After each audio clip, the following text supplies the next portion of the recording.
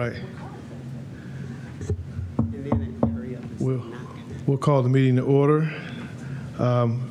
Welcome everyone to this Monday, March the 4th, 2024, this Equity Committee meeting for Akron Public Schools.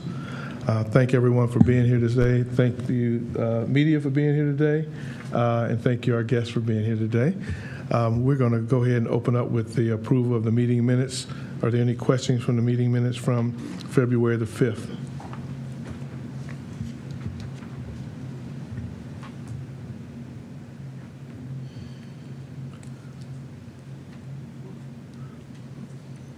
Going once, going twice. Okay, we'll move on.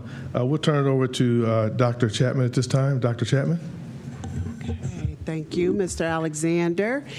Today, as you will see on your Equity Committee update sheet for your next board meeting, we only have one item to discuss, and that is the work of our DEI Advisory Committee, which met on February 21st. And I want to remind at least those of you who aren't familiar, I know Dr. Molnar has heard this before, but our district DEI work plan operates in conjunction with our DEI Advisory Committee. And the committee is made up of 39 employees representing every division in the district, minus maybe we lost, I think, a transportation representative and one custodian and a child nutrition, I think. Our child nutrition person has a difficult time attending due to the schedules in buildings for breakfast and lunch. 39. And so this is a cross-functional district team of educators, administrators, learning specialists, instructional coaches, human capital management, secretaries, deans. So we wanted it to be as representative of our district as possible, and the role of our district's advisory committee is to help us with rollout of our work, as well as to make recommendations to implementation. And what we have always said is the red threading of DEI throughout our district. So Wilma facilitated the meeting in February, and the focus of that meeting, and I'm going to flip now to your handout. The focus of that meeting was related to committee recommendations around our culturally responsive portrait of educators, staff, and leaders, which you saw at the last Equity Committee meeting. And just want to remind you that, again, everything we do is tied to our blueprint for excellence.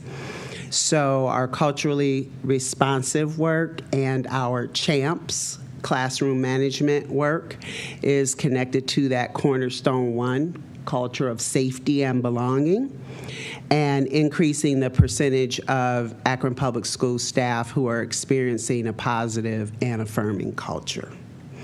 And it should say staff and scholars, right? And then our Cornerstone 2 connection around academic achievement is around culturally responsive, inquiry-based approaches to teaching and learning that foster scholar agency and critical thinking. So during the February 21st meeting, it came up. Did it? Is that me? Yeah, that's you. That's not me. Okay, so at the February 21st meeting, we asked our staff, our DEI DEI Advisory Committee, how can the portrait be used by members of the committee and throughout the district? And so their work began in teams to really dissect what it would mean in practice to realize these skills and to operate with the mindsets that you see. And so they have come up with some recommendations around that central question. And so the first recommendation is around when talking with scholars, we need to make connections to the portrait of a graduate and a scholar. And so this particular portrait needs to be used in conjunction with the other portraits that our district has been talking about for quite some time. They also said that we need to embed the portrait mindsets within social emotional learning lessons so that they don't operate in isolation or separate from each other. And this would be similar to how counselors currently use the graduate and scholar portrait. They also said principals could host small group sessions to allow for more personal reflections on how this can be integrated in classrooms and schools. So they're talking across the district, hitting various positions and work and divisions.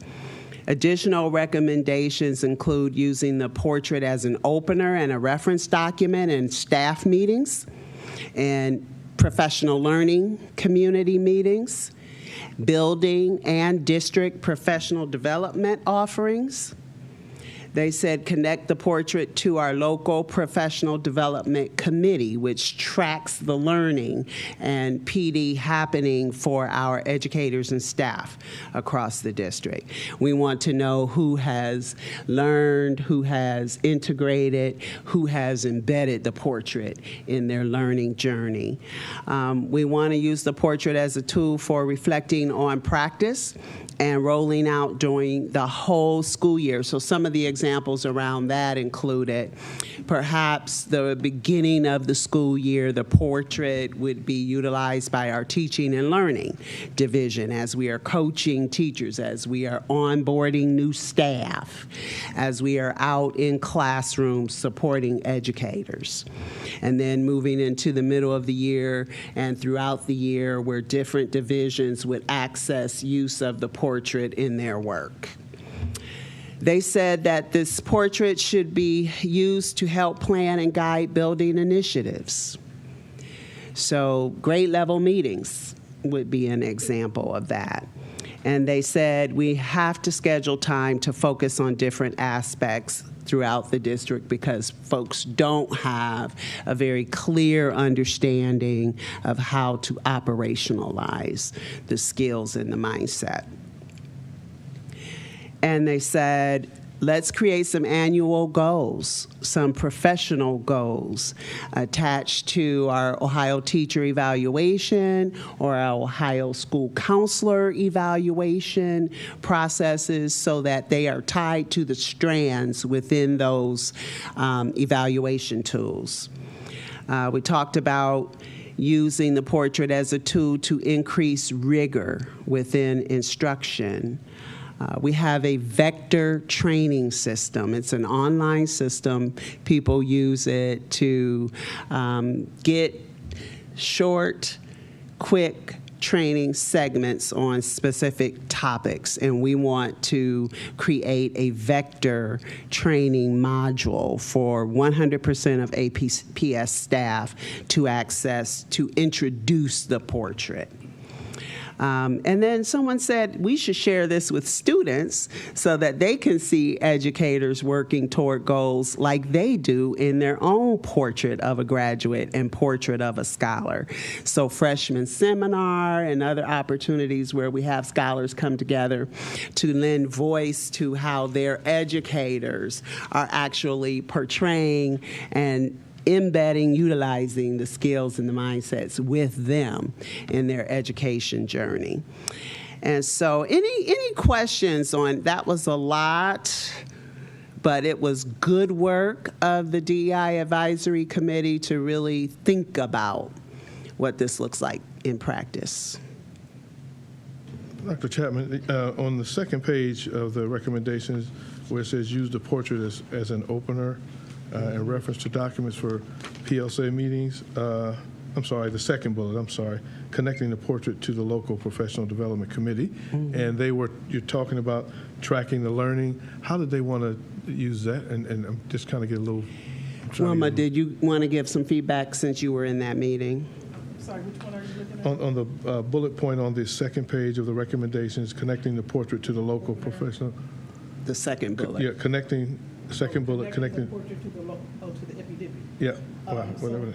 the Epi-Dippy is mostly for educators, and so for them to get their licenses, basically, they meet and they go over things that they should have already in their repertoire, and so they're building on that, and so basically they're asking if this particular model right here, if they can integrate that into that process as well. And yes, it can be done.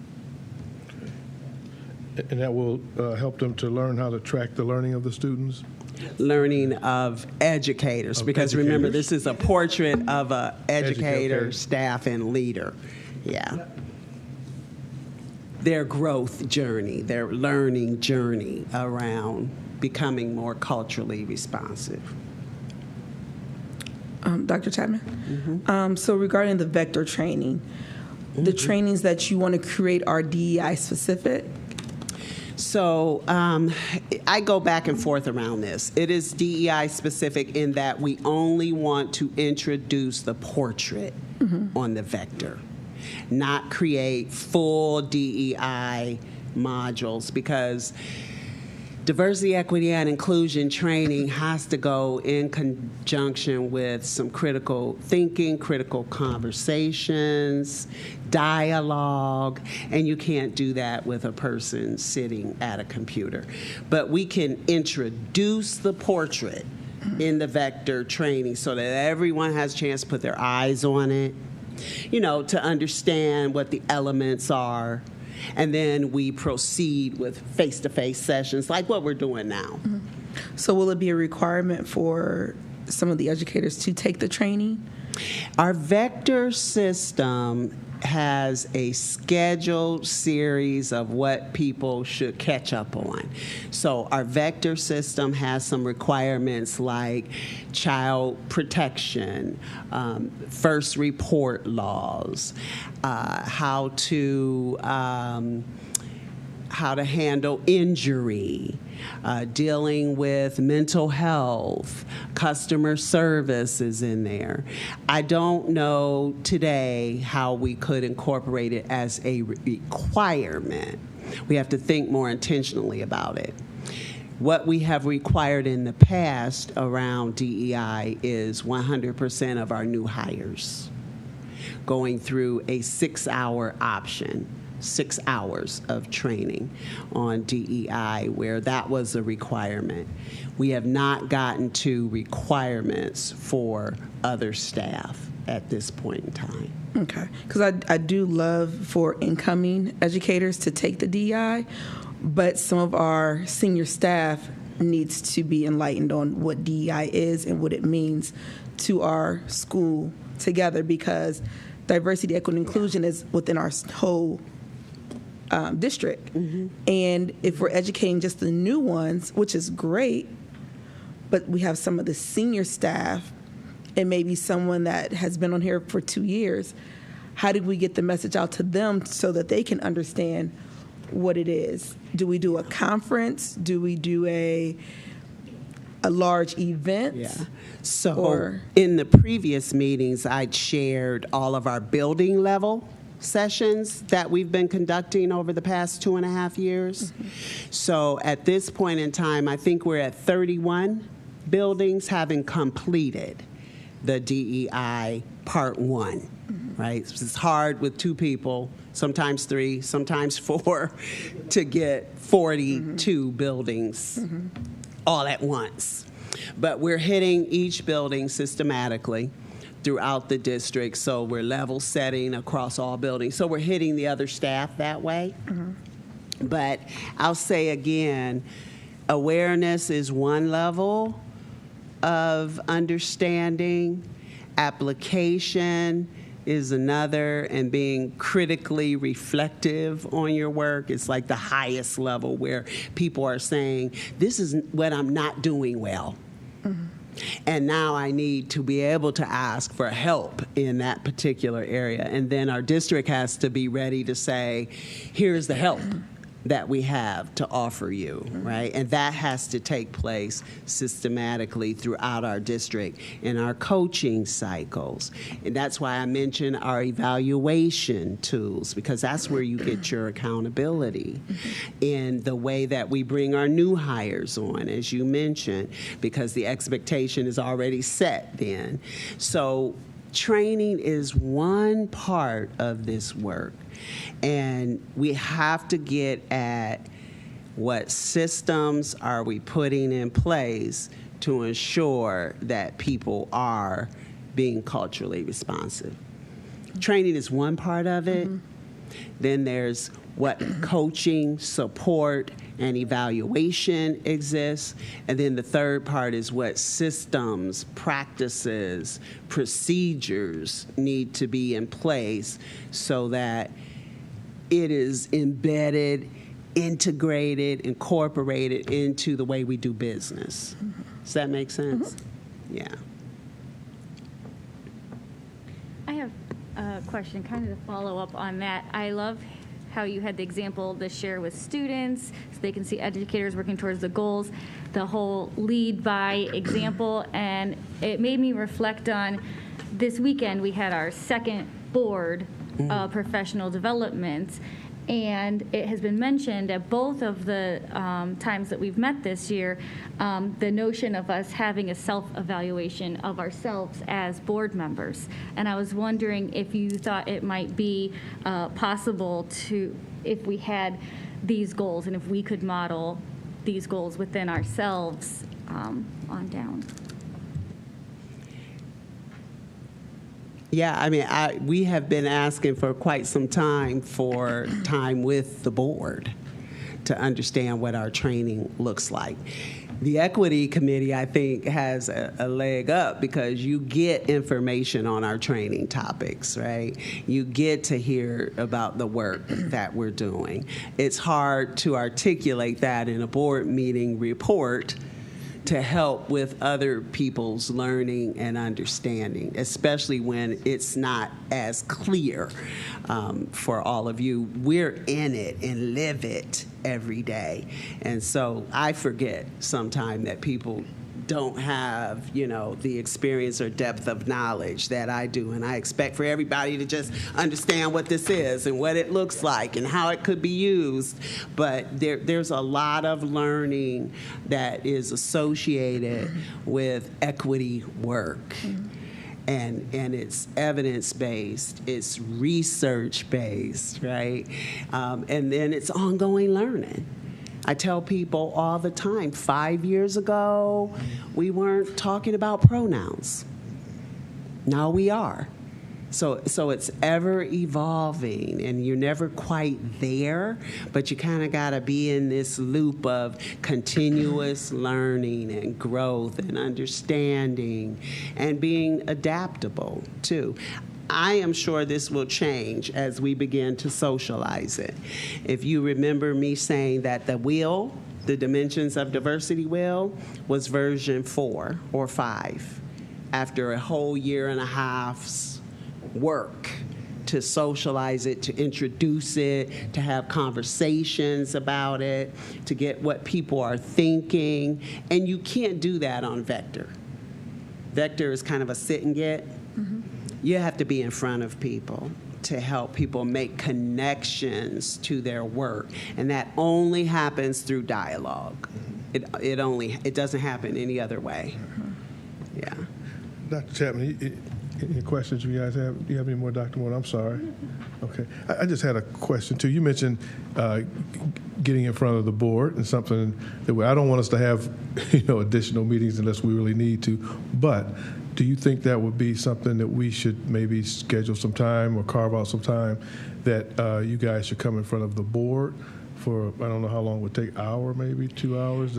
I think as you're thinking about your professional development and professional learning calendar, and I don't know what that looks like for you, that maybe there is some time for us to share how we are defining diversity, equity, and inclusion in our district. Might be helpful. It's about hour, 2 hours maybe?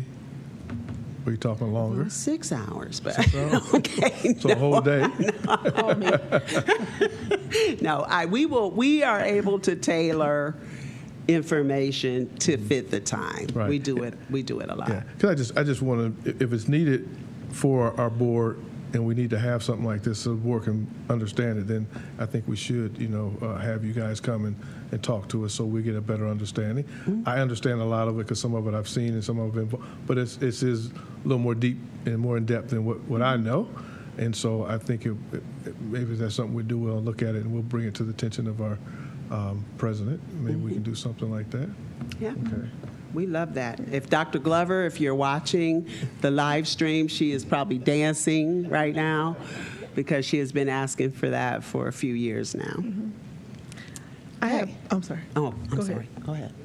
Just one more question to piggyback off of what Renee was saying, to share with the students so they can see the educators, like their progress. I think that's an awesome opportunity for growth. And when you talk about being adaptable, I think that's something we can adapt into our new, kind of not curriculum, but just our everyday life. Because students, they see their progress.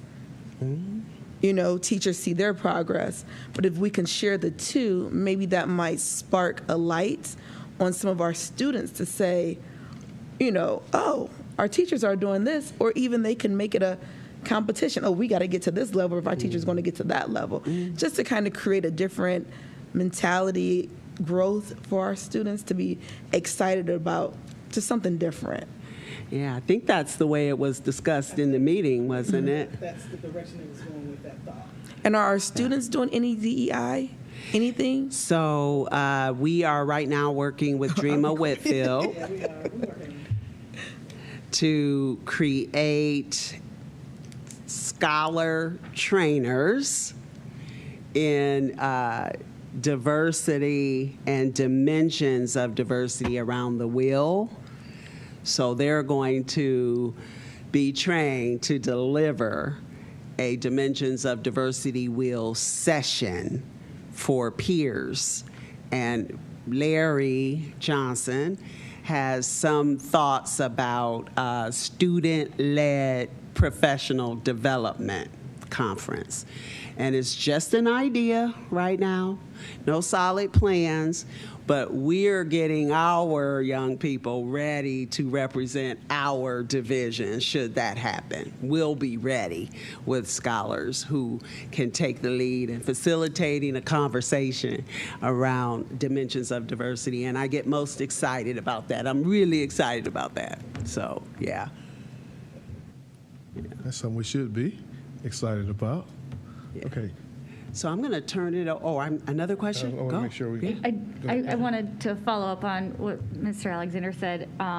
If we do present this or we get the opportunity to receive this as a board, I just want to reiterate, I love the idea of them seeing us work towards our goals. And so if we had alignment of these as goals for us, that would be, I love this work. I love this. I love that idea. Please let me know when to sign up. Yeah, Mrs. Alexander knows that my favorite 2 words or combination word is crosswalk. I think this should be integrated with everything, right? And so right now she's working on an integration crosswalk to social emotional learning and CHAMPS, classroom management. We are also working on an integration with our MTSS model and culturally responsive practices. Culturally responsive practices is also intimately connected to inquiry-based learning. So there's another integration. You have had Adam Motter come before this committee before and talk about our social studies curriculum alignment and creating that critical, reflective awareness of young people. intimately connected again. So yeah, we're systematically moving through the district, and now that we have the blueprint, we're able to say, oh, here's the cornerstone connection to the blueprint. So we're not out of alignment. Yeah. So as Carla said earlier, they had an opportunity to look at the portrait of a culturally responsive educators, staff, and leaders.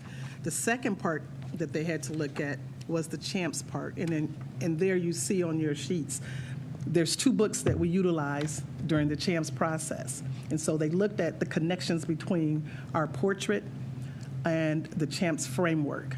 And so I shared with you guys before that framework that we looked at. And so in connection to that, they reviewed that as well. And these are some of the recommendations that they came up with. And the first one is communicate clear expectations for the competencies. And so that's what they liked about CHAMPS, how clear it is, how easy it is to understand, and how easy it is to integrate it into a classroom so that all minds are clear, everybody understand what is expected each day they walk through the classroom doors. There's no wondering about, there's complete understanding of it. And then they also asked that we could add or extend CHAMPS reflection questions to make teachers think of inclusiveness in their classroom management. For example, reflecting on inclusive routines, making sure that whatever routines that they have set up in the classroom, they're actually surveying their students to find out, is this working for us or is it not working for us? Is there something that we need to change? If you guys, is this too difficult? So allowing the students to have more of a say as to what's taking place in that classroom. But there's total communication all the time when it comes to that. And then emphasizing that CHAMPS behaviors are for all students to be inclusive in its use. ELL, the disabled, disadvantaged, disenfranchised, et cetera. So it is all inclusive for all students, no matter what level they're at, no matter if they're on an IEP, if they're not on an IEP. It's an understanding that, and a language that all teachers can adapt to for students to understand what's going on in that classroom. In the next set of recommendations, explain CHAMPS and culturally responsive education as promising practices and strategies that create positive change in classroom environments for students to thrive and grow, which develops and nurtures the 4 skill areas of the portrait. So in that 4 corner that you see there on the portrait, CHAMPS is adaptable to all these corners: social skills, real world skills, teaching, learning, and development skills, as well as personal skills. So those corners are all integrated into the CHAMPS process, because it's not a 1, 2, 3, 4 step. It's a process that teachers can adapt and use in any way that they feel they need to, based on the data that they receive and look at for all their students. So it dictates what they do under the CHAMPS process. And then connects CHAMPS work to social skills along with those real world skills. Again, that's out of those 4 corners in that culturally responsive educator. Show how CHAMPS and culturally responsive practices support the overarching component of quality learning, meaning that using this CHAMPS process, it's a low chance for kids to not be successful in that classroom. So if they're following the process and they're communicating with their students and they're surveying their students and looking at the data to dictate what they do, then the likelihood for students to fail is very slim to none.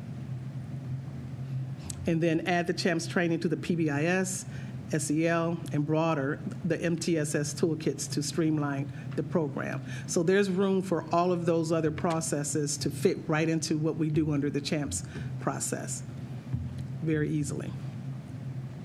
And then to use CHAMPS to establish routines that celebrate all cultures and identities. There's room for all of that to take place, and to celebrate weekly. Utilize CHAMPS as a tool for student involvement and voice within the classroom environment. Basically, it's like you're asking your class to become a democratic process in there, that not only do the teacher have a role, but the students have a role as well. And so they know when they can speak, how long they can speak. They know what they're working on daily. They know what tools they have access to, the resources they can utilize. So everything is spelled out for students. There's no guessing, with the CHAMPS process. Wilma, how many teachers currently would you say have had CHAMPS training? I know we provided an update of 48 in January. That was but- just for this year, but over the Yeah. years since we've been doing this, at least Yeah. 1,200 or more. So it wasn't just that 48. That's just for the ones we were able to hit on earlier in the school year. But Yeah. over the years since I've been doing CHAMPS, I've trained at least 1,200 plus teachers in this process. When did you start this program? I actually started it back in 2015. And so from that point on, every new teacher that comes in is trained right away under the CHAMPS process. So similar to our onboarding with the DEI that we were doing for the past 7 years. So the challenge now before the DEI Advisory Committee is we have these two separate models, a CHAMPS, classroom management, and a portrait of a culturally responsive educator, staff, and leader. How do we merge them together so it's not just CHAMPS training now, it's culturally responsive CHAMPS training, because the isolation that sometimes begins to happen when we have folks creating models and frameworks and they're working over here but not together with what is over here, as the blueprint is talking about being coherent in our work. This is what it means. How do we take all these pieces and parts that we're doing and make them work together? And that's really, it's a challenge. It sounds good when I say it, but it's a challenge because people have this ownership of their, thing. And it's hard to sometimes break through that barrier of ownership to get at, no, we're all moving in the same direction with the same goals for our scholars to be successful. And all of these things work towards that. So that is all for us today. Any more questions? I want you guys, if you have questions to ask. No? Dr. Molnar? You guys did a very good job. I am going to comment on one thing too. When I looked at this one CHAMPS that says disciplinary in the secondary classroom, I remember when I was going through education to be a teacher and doing my student teaching, one of the things they really looked at as really big was classroom management and how were you managing your class. So when those individuals came from the university to evaluate us, it was sad to a certain extent that some teachers could not move forward, but there were others who were able to because they were looking at classroom management and saying if you can manage your class and you can integrate a lot of these different things in there, then your classroom and your kids can be successful. So every time I hear something about a CHAMPS, but I look at the DEI, I think it will be good for everybody, and it would be wise, I should say, for everyone to get involved to learn more about this because it doesn't do anything but make them better as a professional, and it helps our students, which is the most important thing. And the better trained that we are, the better we can do for our students. So, everyone knows I'm kid-oriented, so everything I talk about and see has got to be geared down towards the kids. So I think that's good. No more questions? I think I talked too much. Now I'm feeling bad. Well, I was going to say, Dr. Robinson, you have any questions? Well, I do have one question. And I think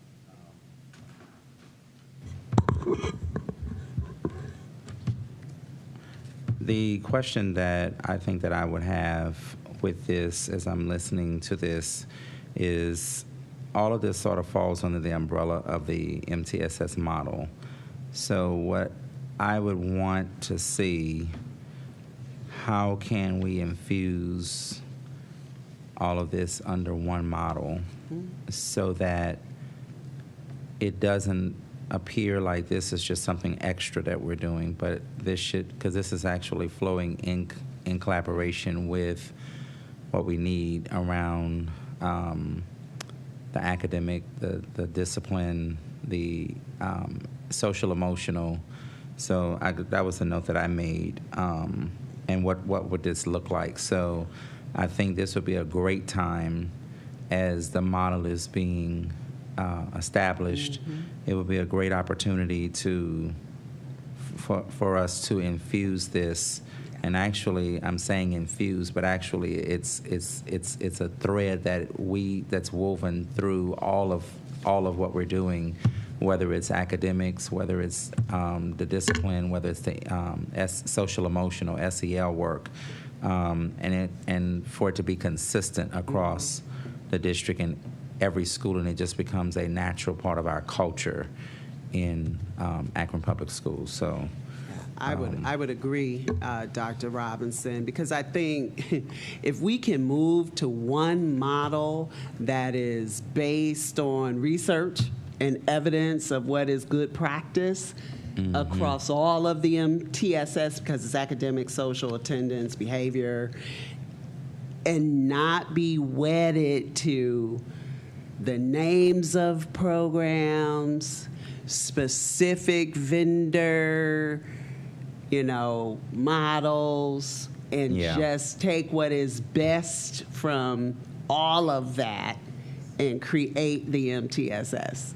Yeah. That would be the ideal. Yeah. Those are my own questions. That's a good question. I mean, it's good to have all this interwoven in because it becomes so much easier, and it's all part of what it becomes normal what you're doing, and so I think that's something that's good. I'm hoping everyone will get on board and give it a chance and work with it and make sure it comes down to our kids. So. I think MTSS provides us the opportunity to bring all of these things under the umbrella. Right. But again, we can't be wedded to specific programs, specific, yeah. That's something that I would like for you all to work with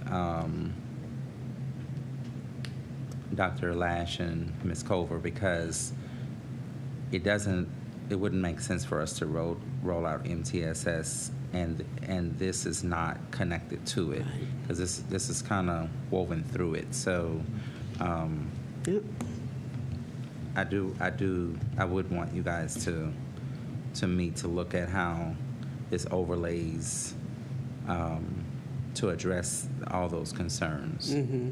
And I think the work that Wilma has started with Allison Strickland and Nicole Hassan on how it connects to SEL. Yes. Right? So we don't have SEL, CHAMPS, culturally responsive. Everything works together. What does that one thing look like? Yeah. And I think we grow that into all the other pieces too. And that's what MTSS does. Yeah.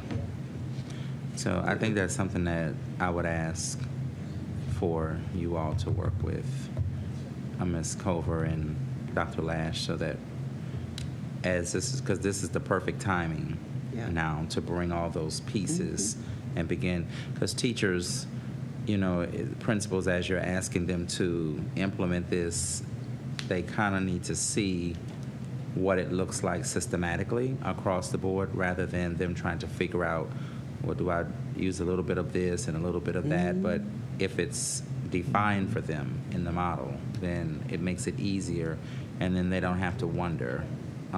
And they're more amped to using it because they have clear guidance on it. So one model. Yeah. Okay. Any other questions or comments?